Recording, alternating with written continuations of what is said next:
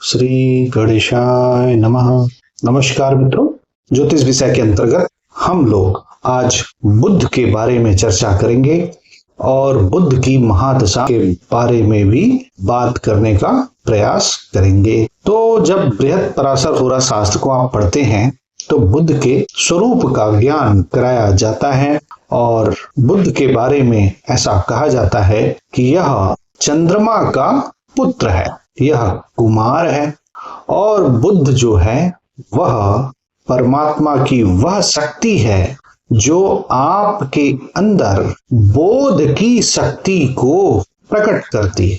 अर्थात एक जीव का जो कॉग्निटिव डेवलपमेंट है वह बुध पर आश्रित है। बुध अपने मूल स्वभाव से एक शुभ ग्रह है और यह शुभता का प्रसार करता है और यह चंद्रमा का पुत्र बताया जाता है। तो चंद्रमा का पुत्र किस प्रकार से है यह भी समझने की बात है।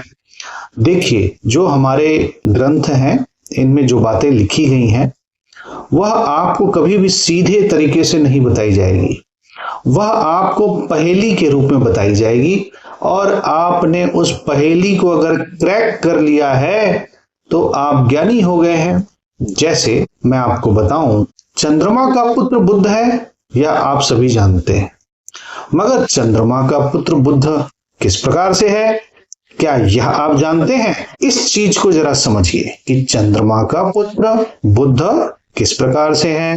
जो आपका सूक्ष्म शरीर है उस सूक्ष्म शरीर में एक मनोमय कोश है और उसी मन रूपी कोश की एक शाखा का नाम, एक विभाग का नाम बुद्धि है और आप मन बुद्धि अहंकार के रूप में उसे पढ़ेंगे। तो यह बुद्धि जो है ज्योतिष विषय में जब हम प्रवेश करते हैं तो वह हम बुध के माध्यम से देखते हैं और इसीलिए हम कहते हैं कि बुध जो है वह चंद्रमा का पुत्र है, अर्थात मन का पुत्र बुद्धि है, मन का पुत्र बुद्धि है। यह बहुत ही गहरी बातें हैं और इन गहरी बातों के लिए एक एक लाइन पर, एक एक पंक्ति पर आपको गहरे विचार करके पढ़ना चाहिए। जैसे कि मैं आपको बताऊं कि बृहत् पराशर होरा शास्त्र ही जितनी बार पढ़िए कुछ न कुछ नई चीजें निकलती हैं।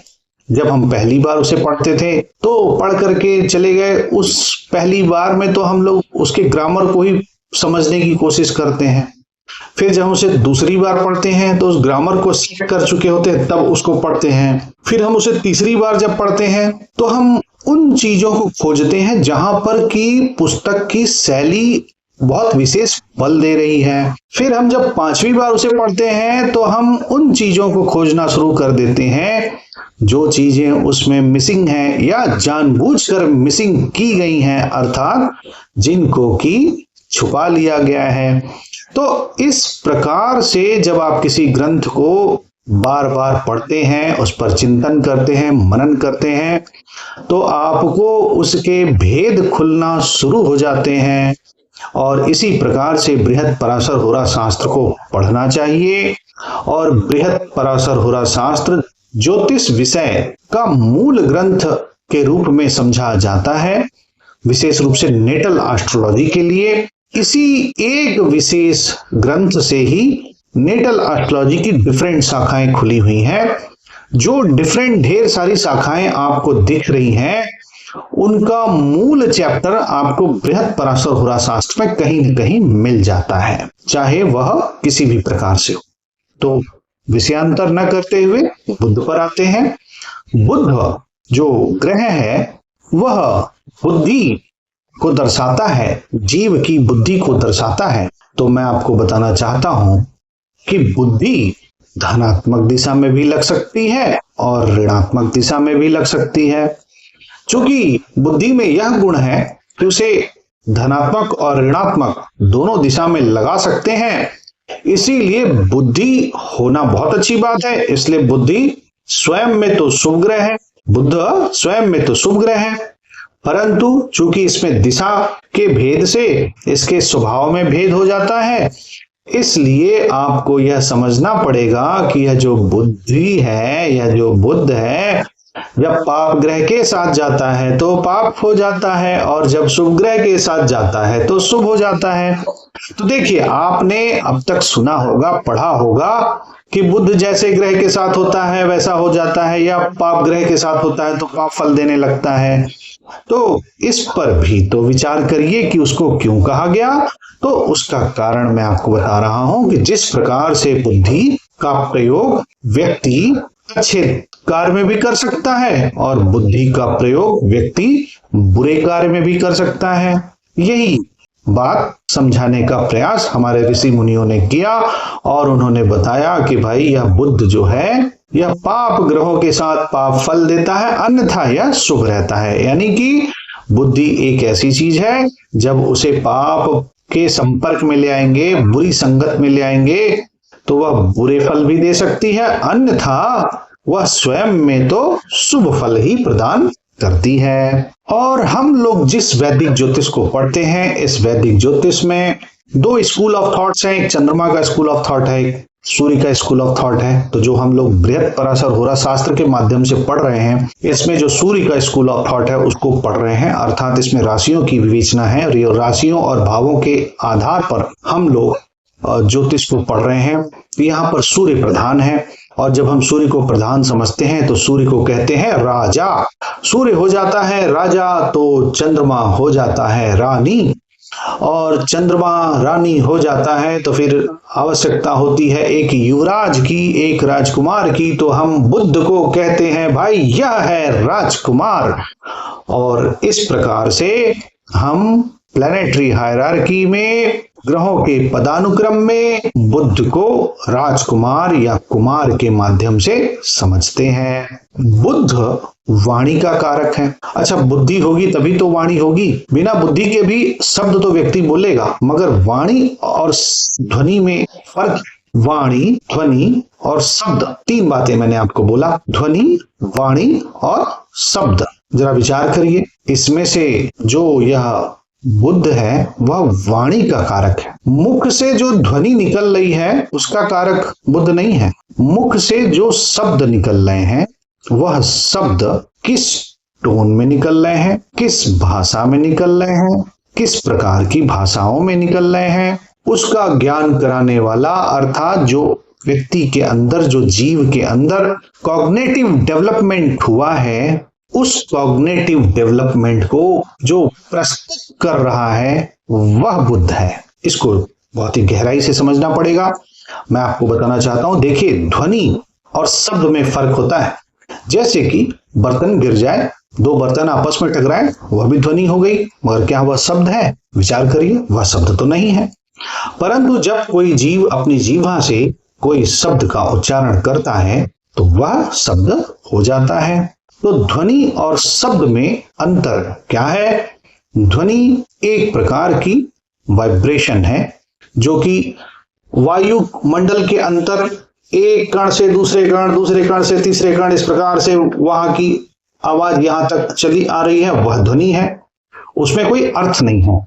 पर जब वह उस ध्वनि में अर्थ प्रस्तुत हो जाता है, जब उस ध्वनि में, जैसे कि मान लीजिए कौवा काव काव करता है, अब कौवा अगर काव काव कर रहा है तो वह दूसरे कौवे के लिए शब्द हो जाते हैं। वो दूसरा कौवा तो समझता है, हमारे लिए वह ध्वनि मात्र हो जाता है क्योंकि हम उसको नहीं समझ पा रहे हैं। बड़ा विशेष बात है। तो वाणी में यह जो शब्दों की बात आ गई, यह शब्दों का जो ग्रामर है, जैसे मैं किसी भाषा में आपसे बात कर रहा हूं और मैं जब उसे शब्द रूप में बोल रहा हूं तो आप उसे शब्द रूप में समझ रहे हैं। यह विचार करिएगा, इस शब्द के ज्ञान का, इस ग्रामर के ज्ञान का, इसका कारक बुध है। अब आपको समझ में आया बुद्ध की शक्ति? तो बुद्ध आपके जीवन में बोध का ज्ञान कराता है। बोध अर्थात कॉग्निटिव डेवलपमेंट जो होता है वह बुद्ध पर आश्रित है। इसी संदर्भ में एक और बात बताना चाहता हूं कि जैसे जो व्यक्ति की कुंडली में बुद्ध जितना मजबूत होगा, बुद्ध जितना स्ट्रांग होगा, सामान्यतः उस व्यक्ति की जो वोकैबुलरी होगी, जो उसके शब्दकोश होंगे, वह ज्यादा होंगे। और मनोवैज्ञानिक ऐसा मानते हैं कि जिस व्यक्ति के पास ज्यादा शब्दकोश है अर्थात वह बुद्धिमान है, अर्थात वह ज्ञानी है। तो शब्दकोश जो आपने अपनी बुद्धि में भर लिए हैं यह बुद्ध भगवान की कृपा से भर लिए हैं, ऐसा समझना है। अच्छा, एक और बड़ी विशेष बात आती है। आप सभी जानते ही हैं कि बुद्ध का रंग हरा है और बुद्ध का जो रंग है वह दूर्वा के समान हरा है। और इसलिए जो है वो बुधवार के दिन हमारे कितने भाई लोग हरे हरे रंग का कपड़ा पहनते हैं, बहुत अच्छा लगता है। हरे रंग का कपड़ा पहनते हैं, बड़ी अच्छी बात है। हमारा देश हरा भरा है। हरा रंग के बारे में और बता दूं कि ऐसा हमारी टीचर ने बताया था, ऐसा हमारी शिक्षिका ने बताया था। जब हम नाइन्थ स्टैंडर्ड में थे तो हमारी एक शिक्षिका आई थी, तो उन्होंने एक बड़ी अच्छी बात कही थी। उन्होंने यह कहा कि मनुष्य जो है वह बंदर के बाद का उत्पत्ति है। तो बंदर चूंकि शुरू से पेड़ पर रहता रहा है तो हमेशा हरे रंग को, हरे भरे रंग को देखता रहा है। चूंकि वह हमेशा हरे भरे रंग को देखता रहा है तो जो हमारी आंखों की रेटिना है वह हरे रंग के साथ सामंजस्य स्थापित कर चुकी है। ये करोड़ों साल के विकास का परिणाम है कि हरा रंग जो है हमारी आंखों को चुभता नहीं है। और हम आपको बताएं, बैनी आह पिनाला में जो 7 रंग के मिलते हैं, जो विविगोर आप बोलते हैं, उसमें जो ग्रीन कलर आता है, जो हरा रंग आता है, वह बिल्कुल बीच में आता है। तो अर्थात यह जो हरा रंग है यह हमारी आंखों के लिए बहुत शुभप्रद होता है। ऐसा हमारी शिक्षिका ने हमको 9th स्टैंडर्ड पूरी क्लास में बताया था। हमने अपने टीचर लोगों की बातों को बिल्कुल रख लिया, तो हम कभी कभी आप सबको बता देते हैं कि हमारी टीचर ने कभी क्या कहा था। तो ये बात हमने आपको बताई 1994 या 5 की, ऐसी ही बात रही होगी। तो ये तो एक बात हो गई। उस जमाने में मोबाइल नहीं था, तो मैं तो या बोलता हूं भाई ग्रीन कलर बीच बीच में, जैसे लगातार आप स्क्रीन पे काम कर रहे हैं तो थोड़ा बहुत आसपास की हरियाली देख लीजिए ताकि आपकी आंखें रेटिना सेट हो जाए। अब हमें इसकी वैज्ञानिकता का ज्ञान नहीं है, मगर जो हमारी टीचर ने उस जमाने में हमको बताया हमने उसको ग्रहण कर लिया, क्योंकि हम अपने टीचर की हर बात को ग्रहण कर लेते हैं, कोई भी टीचर हो। तो खैर अलग बात हो गई। अब हमने आपको बताया कि यह हरा रंग का जो दूर्वा है, हरे रंग की जो दूर्वा है, यह बुद्ध के लिए है। परंतु जब आप पहली बार पढ़ेंगे तो ऐसे ही चली जाएगा और दिमाग में भरा रहता है कि बुद्ध तो हरा रंग करता है, हरा रंग देता है, तो हम लोग हरे रंग को पढ़ करके निकल जाते हैं। पर जब आप इसको 2 बार 3 बार पढ़ते हैं तो आपको उसमें यह समझ में आता है कि इसका श्लोक है, मैं श्लोक के साथ बताऊंगा। बृहत् पराशर होरा शास्त्र में ग्रह गुण स्वरूपा अध्याय अर्थात अध्याय 3 के अंतर्गत, विभिन्न टीकाओं में अध्याय 3 के अंतर्गत श्लोक संख्या 17 में क्या लिखा है, दुर्वा श्यामो शब्द जो प्रयोग किया गया है, तो ये कह रहे हैं कि दुर्वा के समान श्याम रंग है बुद्ध का। अर्थात बुद्ध जब किसी व्यक्ति को रंग प्रदान करेगा तो दुर्वा के समान श्याम रंग प्रस्तुत करेगा, दुर्वा के समान श्याम रंग प्रदान करेगा। इसका अर्थ क्या हुआ? इसका अर्थ यह हुआ कि बुद्ध श्याम रंग प्रदान करेगा। किसी व्यक्ति का रंग थोड़ी हरा हो जाएगा, मगर हाँ जब उसके विभिन्न कलर लेंगे तो हम लोग हरा भी लेंगे, उसका हरा का भी वर्णन आया है। तो यह भी बहुत ही गहरी बात है कि बुद्ध व्यक्ति को सामान्यतः श्याम रंग प्रदान करता है। देखिए ये सब जनरल रूल्स हैं और इनमें बहुत ही गहराई से अध्ययन होता है। तो आप अभी अल्फाबेट सीख रहे हैं, ये भी समझे रहिए, तो अनुभव से आएगा कि किसका क्या रंग होगा। और मैं आपको बता देना चाहता हूं कि देखिए ये रंग और शारीरिक वर्णन की जब बात आती है तो हम ये जो सिद्धांत है यह भारतीय उपमहाद्वीप के लोगों के लिए ही रखते हैं, अन्य ज्योग्राफी में नहीं आता है। क्योंकि ये जब शास्त्र लिखे गए तो यहाँ के लोगों के आधार पर लिखे गए, यहाँ के लोगों का आधार देखते हुए लिखा गया। और इससे समझ में आ जाता है जिस प्रकार से इन पुस्तकों में लोगों के शरीर का वर्णन मिलता है, तो यह समझ में आता है कि प्राचीन काल में लोगों का शरीर किस प्रकार का था। यह भी तो समझ में आता है। ये पुस्तकें कुछ ना कुछ आपको बता रही हैं, आपका इतिहास भी बता रही हैं इन ज्योतिष की पुस्तकों को मात्र ज्योतिष की पुस्तक समझ करके बैठ जाना, मैं समझता हूं कि कहीं न कहीं एक त्रुटि की बात हो जाएगी मेरे हिसाब से। तो इन ज्योतिष की पुस्तकों में भी उस कालखंड, जिस कालखंड में ये पुस्तकें लिखी गई, उस कालखंड के सामाजिक परिवेश का, सामाजिक ढांचे का, सामाजिक ताने बाने का भी इतिहास और ज्ञान मिल जाता है। तो मैंने आपको बताया कि बुद्ध हरे रंग का समझा जाता है, अर्थात बुद्ध के लिए रंग तो हरा है, परंतु शारीरिक लक्षणों में यह श्याम रंग प्रकट करता है। और बृहद जातक में भी अध्याय 2 में श्लोक संख्या 4 में दुर्वा श्याम शब्द का ही प्रयोग हुआ है। अच्छा, एक और विशेष बात हमने देखी है कि जैसे कि जब लोग देवता बताना होता है तो बुद्ध के लिए अलग अलग देवताओं का भी नाम लेते हैं, परंतु जो बृहद पराशर होरा शास्त्र है वह बुद्ध के लिए बहुत ही स्पष्ट शब्दों में विष्णु भगवान को संकेत करती है। और बृहद पराशर होरा शास्त्र में बुद्ध के लिए जो देवता आए हैं वह विष्णु भगवान है। और जहां जहां पर आप बुद्ध को सप्तमेश के रूप में देखते हैं तो वहां पर आया है कि विष्णु सहस्रनाम पढ़िए। अर्थात आप ज्योतिष क्षेत्र में कार्य करना चाहते हैं तो भी आप विष्णु सहस्रनाम पढ़िए। यह संकेत बृहद पराशर होरा शास्त्र से ही मैं ग्रहण करता हूं। बुद्ध को स्त्री पुरुष के भेदों में जब बांटा जाता है तो इसको नपुंसक कहा गया है। तो मैंने कई बार ये बात बता रखी है, आज फिर बता देता हूं कि गुण देखा जाता है, गुण स्त्री का गुण है या पुरुष का गुण है। अर्थात बलवान है, बल से संबंधित बात है तो यह पौरुष का गुण हो गया। सौम्य है, केयरिंग है तो यह स्त्री का गुण हो गया।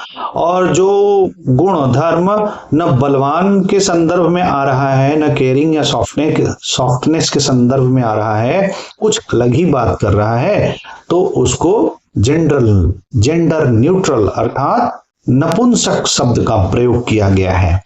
वहां पर नपुंसक शब्द का जो अर्थ है वह आपको यह समझना है कि यह जेंडर न्यूट्रल की ओर लेके जा रहा है। अर्थात आप इसको और स्पष्ट शब्दों में समझना चाहते हैं तो आप ऐसे समझिए कि बुद्धि एक ऐसा गुण धर्म है जो कि किसी स्त्री के पास भी हो सकता है और वह किसी पुरुष के पास भी हो सकता है। अर्थात बुद्धि एक ऐसा गुण धर्म है जो स्पष्टतया यह कह देना कि नहीं सिर्फ पुरुषों के पास होगा या नहीं सिर्फ स्त्रियों के पास होगा, ऐसा बात नहीं कही जा सकती। बुद्धि एक ऐसा गुण धर्म है जो कि स्त्री और पुरुष दोनों के पास समान रूप से है और स्त्री और पुरुष दोनों बुद्धिमान होते हैं। यही बात का संकेत हमारे ज्योतिष के ग्रंथ करते हैं जब वह यह कहते हैं कि बुद्ध नपुंसक है। बुद्ध नपुंसक है अर्थात कि वह स्त्री और पुरुष का भेद नहीं देखता है, वह सबको समान रूप से बुद्धि प्रदान कर देता है। बुद्ध का जो तत्व बताया जाता है ज्योतिष के ग्रंथों में वह पृथ्वी तत्व बताया जाता है। और पृथ्वी तत्व का क्या अर्थ है तो देखिए, ज्योतिष के ग्रंथों में इसी पृथ्वी तत्व को समझते हुए बुद्ध को त्वचा का कारक समझा गया। इसके साथ साथ मैं आपको और विशेष बात बता दूं कि पृथ्वी तत्व जो है इंद्रियों के विषय में जब हम विचार करते हैं तो पृथ्वी तत्व से हमारी सूंघने की शक्ति का संबंध होता है। अर्थात बुद्ध में वह गुण धर्म है जो किसी व्यक्ति के, किसी जीव में सूंघने की भी शक्ति को प्रदान करता है। तो यदि बुद्ध बलवान होगा तो ऐसा व्यक्ति बहुत अच्छा सूंघने की शक्ति भी उसके पास अच्छी हो सकती है। यह बात अध्ययन करने की है। अब आप सब अध्ययन करिए। क्योंकि इंद्रियों की जब बात होती है तो सामान्यतः सभी लोग आंख और कान की इंद्रियों पर विशेष बल समझ लेते हैं। त्वचा का भी, स्पर्श का भी जो बात है समझते हैं, परंतु देखने और सुनने का ज्यादा महत्व हो जाता है। तो इस संदर्भ में बात नहीं होती है। बात नहीं होती है इसलिए हम इस पर विचार न करें, यह तो कोई बात नहीं हुई। जब हम पुस्तक को पढ़ रहे हैं, जब हम बुद्ध को पढ़ रहे हैं तो हम उन चीजों की भी चर्चा करेंगे जो इन पुस्तकों में नहीं लिखी गई है या नहीं दिखती है। और न दिखने के पीछे कारण यह भी हो सकता है कि यह इतना सामान्य विषय किसी कालखंड में रहा होगा कि जिसको न लिखा गया हो। ऐसा भी हो सकता है। कई बार मेरा मन, मेरी बुद्धि, मेरा विचार ऐसा मुझे कहता है कि कई बार उस कालखंड में जो चीज बहुत सामान्य थी, आज के कालखंड में उसी छोटी सी बात को जानने के लिए बहुत गहरे विजडम की जरूरत पड़ जा रही है। जो चीज पहले सहज थी, आज वह असहज हो गई है। अच्छा, वर्ण क्रम में भी ग्रहों को वर्ण क्रम में बांटा गया है। तो बुध को जैसे वैश्य ग्रह कहा गया, वैश्य क्रम का, वैश्य वर्ण का ग्रह कहा गया है। तो आपको यह समझना है कि वैश्य वर्ण का जो अर्थ है वह यह है कि जीव के शरीर में जो भी पोषण से संबंधित कार्य है, जो भी पोषण से संबंधित कार्य है, जैसे कि पेट का विषय जो भी है, खाने पीने से संबंधित जो विषय है, उस पर भी बुध का प्रभाव है। और जब भोजन बहुत स्वादिष्ट बना होता है तो उसकी महक आपको कितनी अच्छी लगती है। तो जरा देखिए, संबंध बना बुध का आपके सूंघने की शक्ति से। भोजन कोई भी करता है तो सूंघने से ज्ञात हो जाता है ना कि यह भोजन खाने लायक है या नहीं खाने लायक है। मान लीजिए कि कोई भोजन खराब है, आप किसी होटल में गए बाहर और वहां पे खराब भोजन मिल रहा है, तो हो सकता है देख करके आपको न अंदाजा लग रहा हो, मगर अगर उसमें से स्मेल आने लगी है तो आप समझ जाते हैं कि यह वस्तु खाने के लिए नहीं है। तो यह इस प्रकार से समझा जाता है। जो वैदिक साइंस है, जो वैदिक काल के ग्रंथ हैं, वो बड़े व्यवहारिक हैं, वो समस्त जीवों के लिए है। वह किसी क्षेत्र विशेष में आप उसको सीमित नहीं कर सकते इसके ज्ञान को। यह ज्ञान बहुत ही गहरा है और यूनिवर्सल है। जो भी नॉलेज है वह पूरा यूनिवर्सल नॉलेज है। तो यहां पर आप बुद्ध को वैश्य वर्ण से समझते हैं, अर्थात जीव के शरीर में हर वह चीज जो कि लेन देन की क्रिया में लगी हुई है, पोषण की क्रिया में लगी हुई है, वह समस्त चीजों का, वह समस्त वस्तुओं का, कॉन्सेप्ट्स का बुद्ध प्रतिनिधित्व करता है। सत, रज और तम के भेद में जब हम बुद्ध को समझते हैं तो इसे रजोगुणी समझते हैं। रजोगुणी, रज से ही राजा शब्द बना है, अर्थात जिसमें निर्माण करने की शक्ति भरी हुई है, अर्थात निरंतर रचना करना, निर्माण करना, यह इसकी प्रकृति में है।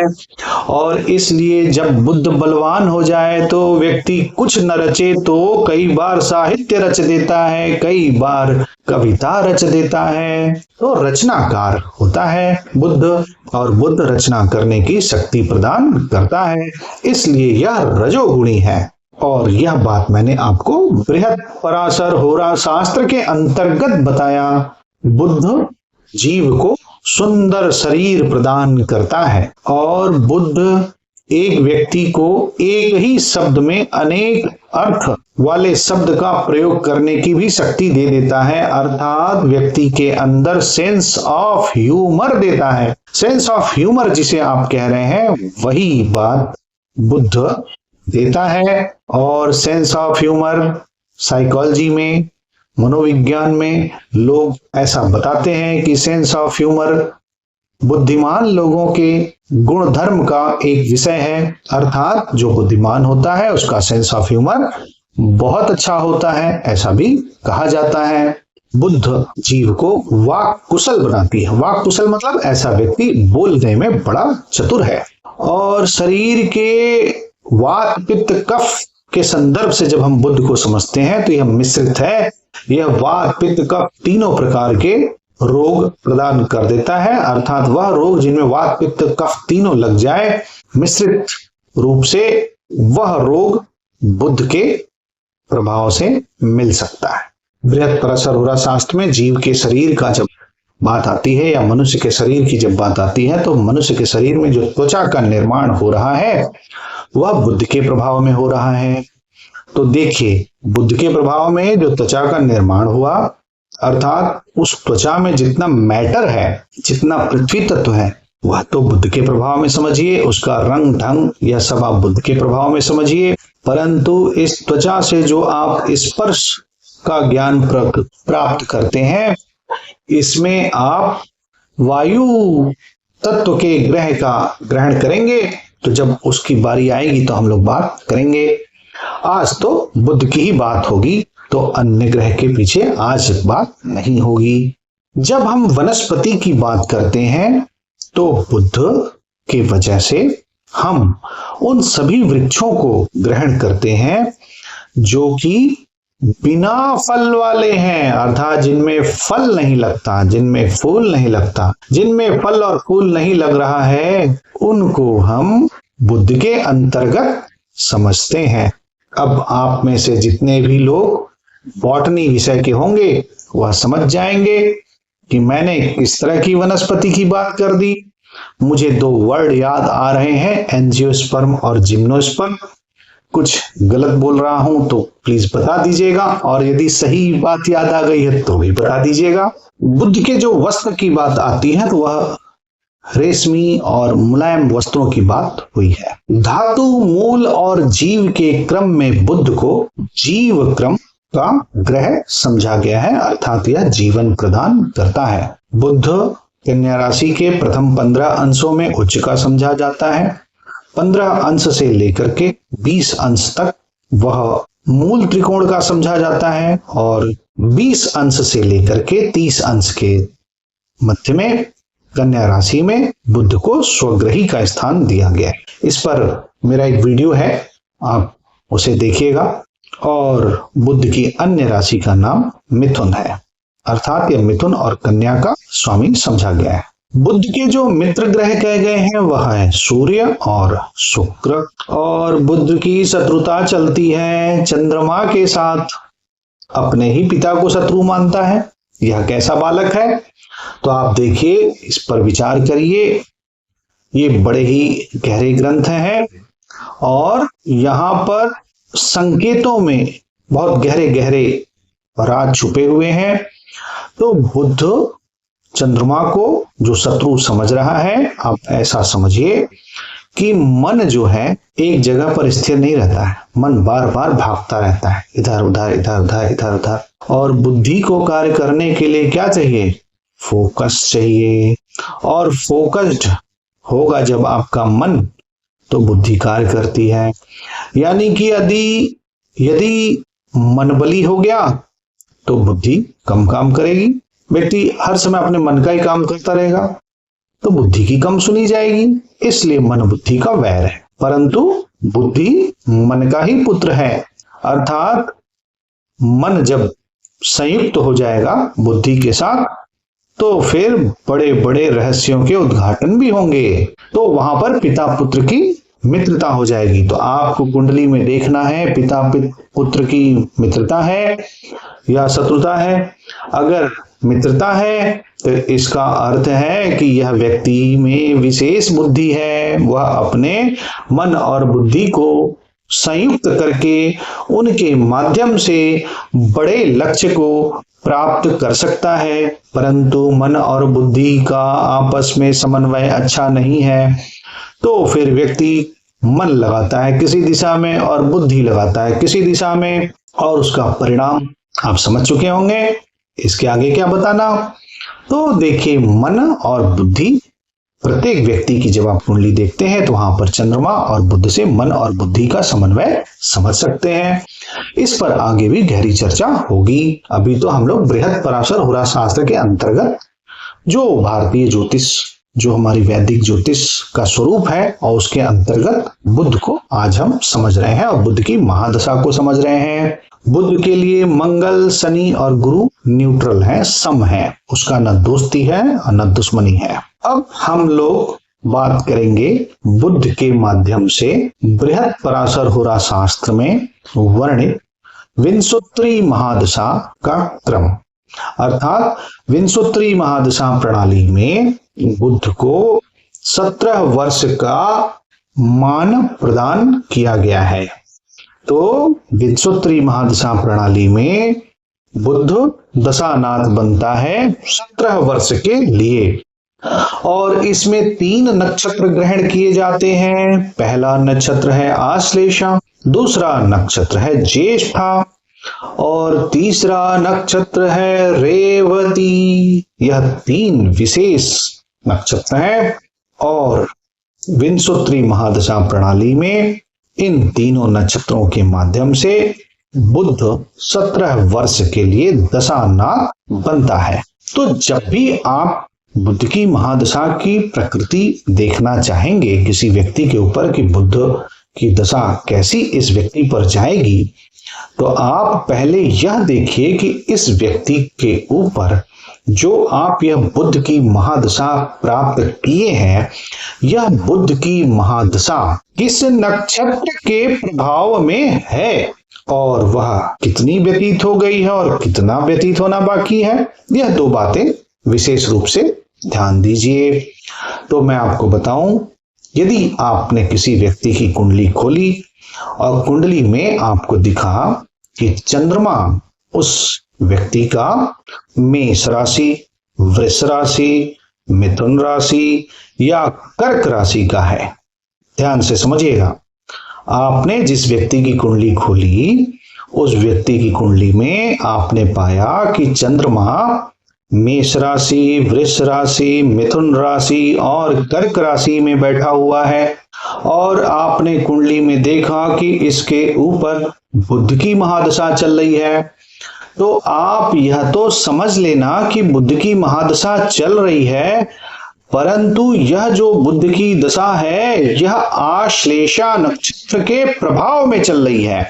यह आश्लेषा की दशा है, यह आश्लेषा नक्षत्र की दशा है।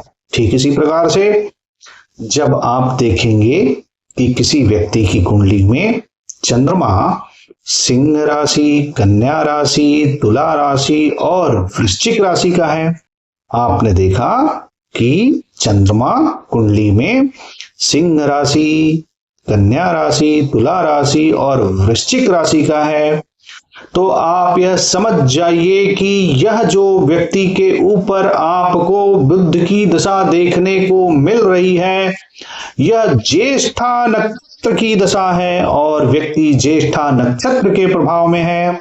इसी प्रकार से फिर आपने देखा कि व्यक्ति की कुंडली में चंद्रमा धनु राशि, मकर राशि, कुंभ राशि और मीन राशि में बैठा हुआ है, तो आप यह समझ लीजिए कि इस व्यक्ति के ऊपर जो आप बुध की महादशा देख रहे हैं वह है रेवती नक्षत्र के प्रभाव में, अर्थात वह रेवती नक्षत्र की दशा है। तो देखिए, हमने बुध की महादशाओं के साथ साथ 3 नक्षत्रों की दशाओं का ज्ञान कराया और हमारे इन तीनों नक्षत्रों का ज्ञान हमने अपने चैनल पर अपलोड कर रखा है। आप प्रत्येक नक्षत्र का गहरा ज्ञान कर सकते हैं और आप यह देखेंगे कि जो नक्षत्र के गुणधर्म हैं वह सब व्यक्ति के ऊपर जब उन नक्षत्रों की दशा चलती है तो व्यक्ति के जीवन में वैसी घटनाएं घटित होना प्रारंभ हो जाती हैं।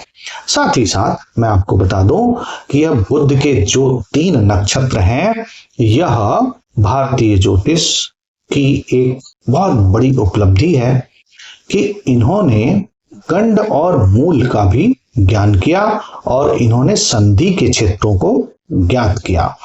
तो यह जो नक्षत्र हैं तीनों, इन तीनों नक्षत्रों की जो आखिरी चरण है यह विशेष रूप से संधि से प्रभावित हो जाते हैं और जब संधि से प्रभावित हो जाते हैं तो फिर संधि का अर्थ आप ऐसे समझिए कि 2 देशों का बॉर्डर लाइन, अब बॉर्डर लाइन में मिलिट्री तैयार रहती है, कभी व्यक्ति इधर का हो सकता है, कभी व्यक्ति उधर का हो सकता है। तो वैसे ही यह समय के चक्र पर कालखंड में जब 2 अलग अलग प्रकार के कालखंड आपस में ज्वाइंट हो रहे होते हैं तो कुछ विचित्र सा फल मिलता है, उदाहरण स्वरूप संध्या की बेला। इसीलिए हम लोग संध्या की बेला में पूजा पाठ करते हैं, भगवान का ध्यान करते हैं। इसी प्रकार से प्रातः की बेला, सुबह भी जब रात और दिन की संधि जहां पर हो रही है, जिसे आप प्रातः और सायं कह रहे हैं, ब्रह्म मुहूर्त और गोधूली बेला कह रहे हैं, इस प्रकार से जब उसको समझ रहे हैं तो आप वहां पर ध्यान कर रहे हैं। ध्यान करने की बात हो रही है, ईश्वर का भजन मनन करने की बात हो रही है, अर्थात उस समय हम अपने अंदर के संतुलन को स्थापित कर सकें, इसकी प्रार्थना की जा रही है और प्रकृति हमें संतुलित जीवन देती रहे, अन्यथा किसी प्रकार के संतुलन में बाधा आ सकती है और जीव का जो संतुलित जीवन है वह किसी एक दिशा में, दो दिशा में या अन्य किसी भी दिशा में असंतुलित हो सकता है। इसीलिए संधि के कालों में मुहूर्त की बात नहीं की जाती है। सामान्यतः यह समय टाल दिए जाते हैं किसी भी मुहूर्त के संदर्भ में। तो संधि के कालों का जो महत्व है, अगर आपको बहुत अच्छे से जानना है तो आप सब मुहूर्त चिंतामणि पढ़ें, वहां पर आपको इनका बहुत अच्छा ज्ञान होगा। विषयांतर न करते हुए हम फिर बुध पर चले आते हैं। तो जो बुध की महादशा होती है उसके बारे में बृहत्पराशर शास्त्र बहुत स्पष्ट शब्दों में कहती है कि यदि बुध स्वग्रही हो या उच्च का हो अर्थात कन्या राशि या मिथुन राशि का हो, केंद्र में हो अर्थात 1, 4, 7, 10 भावों में बैठता हो, इसके साथ साथ 5वें अन्न में अर्थात त्रिकोण में बैठता हो और एकादश भाव में बैठता हो। यह 7 भाव विशेष रूप से सभी ग्रहों के लिए अच्छे समझे जा रहे हैं। बृहत्पराशर शास्त्र का बहुत स्पष्ट संकेत है। तो यानी 1, 4, 7, 10, 5, 9 और 11 इन भावों में बुध यदि बैठा हो, साथ ही साथ बुध यदि मित्र की राशि में बैठा हो अर्थात मित्र की राशि का तात्पर्य है कि वह वृष राशि, सिंह राशि और तुला राशि में बैठा हो, तो ऐसी स्थिति में बुध का फल शुभ मिलता है। बुध 17 वर्ष के लिए व्यक्ति को शुभ फल प्रदान करेगा, उसके जीवन को अच्छे दिशा में लेकर के जाएगा। तो महादशा से आप यह समझ लीजिए कि इस व्यक्ति की जीवन किस दिशा की है, उसके बाद अंतरदशाएं अपना प्रभाव दिखाएंगी। तो यदि बुध शुभ ग्रहों के साथ हो, शुभ ग्रहों की दृष्टि में हो, तो भी बुध की महादशा अच्छा फल प्रदान करती है। परंतु यदि व्यक्ति की कुंडली में आपने देखा कि बुध पाप ग्रहों के प्रभाव में है, पाप ग्रहों की दृष्टि में है, तो फिर यह व्यक्ति के जीवन में चिंता उत्पन्न कर देगी, तनाव उत्पन्न कर देगी। और यदि इन राशियों में न हो और इन शुभ भावों में भी न हो और वह जाकर के 6, 8, 12वें भाव में बैठ जाए, पाप ग्रहों का प्रभाव लग जाए, तो ऐसी स्थिति में व्यक्ति के जीवन में सुख का नाश हो सकता है, अर्थात वो बहुत सुखी नहीं है इस समय। ऐसे समय में व्यक्ति के जीवन में धन के नाश, रोग आदि के फल समझे जाते हैं। परंतु मैंने आपको बताया कि देखिए, महादशा जीवन की दिशा को निर्धारित करती है और इसके अंदर जो अंतरदशाएं आती हैं वो अपना असली फल दिखा रही होती है। और अंतरदशाओं के फल को आप अच्छे से, कोई भी व्यक्ति रहता है वह समझ सकता है। तो दिशा बहुत लंबा कालखंड हो जाता है, तो दिशा जो है वह एक लंबे गैप के बाद ही समझ में आती है। परंतु आपको जो बृहत्पराशर शास्त्र में दिया गया, आप उसको गहराई से समझें। यदि शुभ है तो यानी कि व्यक्ति का जीवन शुभ दिशा में जा रहा है, और यदि अशुभ है तो जीवन शुभ दिशा में तो नहीं जा रहा है। फिर वहां पर अंतरदशाएं बीच बीच में ज्ञान कराएंगी। तो बुध की महादशा में बुध के साथ जो 9 ग्रहों की अंतरदशाएं हैं, इन पर हम चर्चा अगले वीडियो में कर रहे हैं। मैं आशा करता हूं कि आप सब मेरे अगले वीडियो का इंतजार करेंगे और जैसे ही आपको दिखेगा आप सब क्लिक करके उसे देखना चाहेंगे। आपका यदि कोई सुझाव है तो आप कमेंट में डाल सकते हैं। मेरा प्रयास है कि मैं ज्योतिष के प्रत्येक विषय को स्पर्श करने का प्रयास करूं जो मेरे पास सामान्य बुद्धि है, कॉमन थॉट है, और मैं जो भी बता पा रहा हूं वह अपनी सामान्य बुद्धि से बता पा रहा हूं। इसलिए यदि मेरे बताने की शैली में या मेरे व्याख्या की शैली में कोई त्रुटि हो गई होगी तो मैं आशा करता हूं कि आप सब ज्ञानी हैं, क्षमाशील हैं, मुझे क्षमा भी करेंगे मेरी गलतियों के प्रति, और मैं आगे इस बुध की अंतरदशा के क्रम में बुध ग्रह के महादशा में समस्त ग्रहों की अंतरदशाओं के फल के साथ आपके समक्ष अगले वीडियो में उपस्थित होऊंगा। आपने मेरा वीडियो देखा, आपका बहुत बहुत धन्यवाद। नमस्कार।